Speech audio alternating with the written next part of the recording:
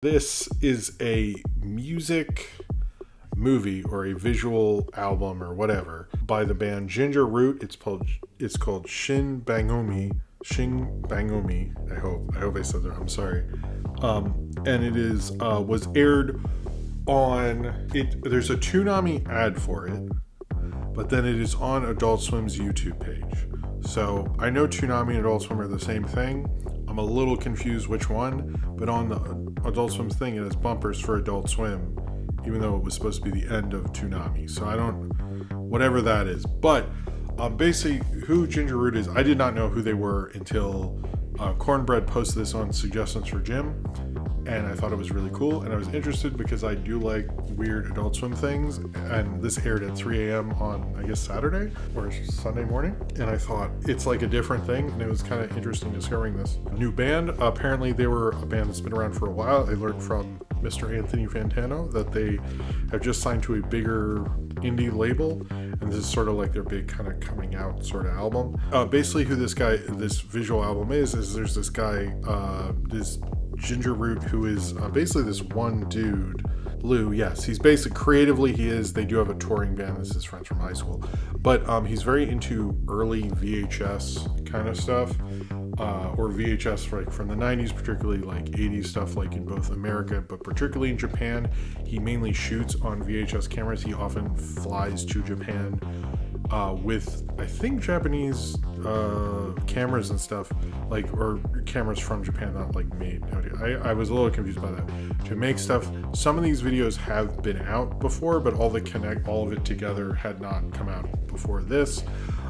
This is sort of a half, kind of a UHF kind of concept with this band that's sort of half, like, I would say kind of city pop, kind of funk, kind of indie sort of thing.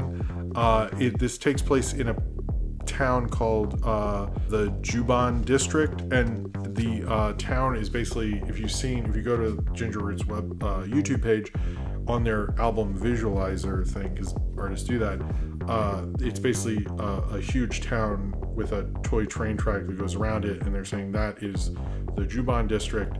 And he works for a TV channel. And they made a show that had that bombed so hard it had the worst ratings in the history of ratings. And so then he's fired by the Juban TV channel, and he starts his own thing called the Ginger Root Productions, and they make a show called Overdrive Academy, which is about a girl solving mysteries and fighting monsters with like a guitar, and it's one actress who puts on a bunch of different wigs.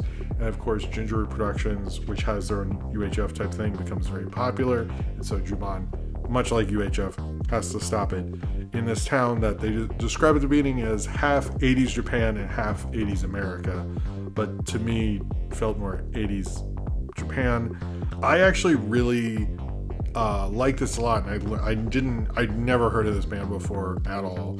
I've gotten a lot more into them. I like this album a lot. I know they have other ones, although they do have this song like Loretta, which they refer to in the thing because his manager wants him to make Loretta 2. Yes, it's very UHF. I wrote down here UHF meets city pop, but it's very silly. It's very fun. You're just like some of these, like the show he made, Overdrive Academy, that was already out, as well as a lot of the videos, but it's sort of the connective tissue and stuff like that. It has a lot of funny bits, like one, they're chasing them holding a briefcase, and at one point they're running, and this woman, his old manager, is chasing this guy who works for Ginger Root, and he has his briefcase, and then he runs into, they like keep handing it to different people, and then he runs into a briefcase convention, which I'm honestly surprised like The Simpsons never did a gag like that. That is honestly like an all-timer great gag. I was very I was like, amazing job. I mean, I love that bit so much. I was like they didn't know what to do at this briefcase convention. Like, oh my god, what is this? This is wild. This is a very vintage VHS vibe, but it feels like someone who very much understands that world and the kitschiness of it, but also how to get it to work. He has one where like he's driving, but then it cuts to a wide shot, and the wide shot is like this toy model thing. It has like a kind of fun vibe to it. Particularly the band's vocals, I know that's been criticized because it's very like indie and kind of hidden a bit, but I was fine with it. I kind of just got used to it. But it is an interesting idea of like doing this like weird world and like all its settings and stuff. I do think like taking on the UHF idea, which is like this small production doing so well that like a major production has to acknowledge it, almost plays different in the 2020s than it did in the 1980s, because we know how possible that can be.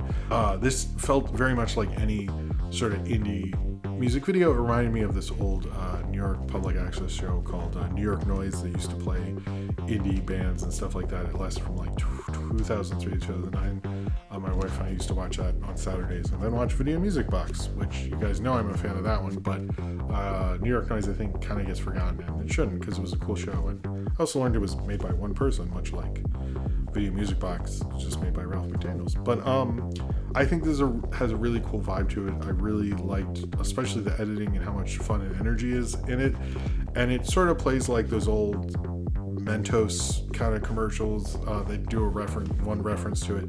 It plays like kind of like foreign or Japanese, I guess, VHS production stuff, like almost like if you ever seen a karaoke video and you're like, where is this even from, kind of stuff.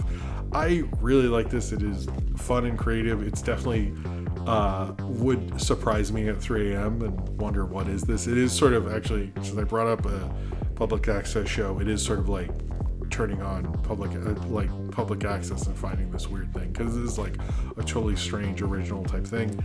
I think the Ginger Root album, it definitely grew on me as I watched this and discovered more about this band and stuff. I thought they're like kind of a fun, I like city pop. I'm not a huge city pop fan or anything, but I like what I've heard, and I sort of like the vibe of this. And also city pop with sort of a funk thing is like a cool idea. So if you have not seen Shinbangumi, it's on Adult Swim's YouTube page. They also have all the Adult Swim bumpers in it, so you definitely get the vibe like you are like you're watching Adult Swim and stuff like that. It is a really cool special. I very much recommend it, and it's right there on Adult Swim, as well as you can check out our Adult Swim's YouTube page, as well as you can check them out on Spotify. Ginger Root's a really cool band, and they're actually just started their tour right the day after this premiered, which I don't think was coincidental. Anyway, I'm glad Adult Swim and Toonami or whatever still play stuff like this, because it's fun to have neat surprises like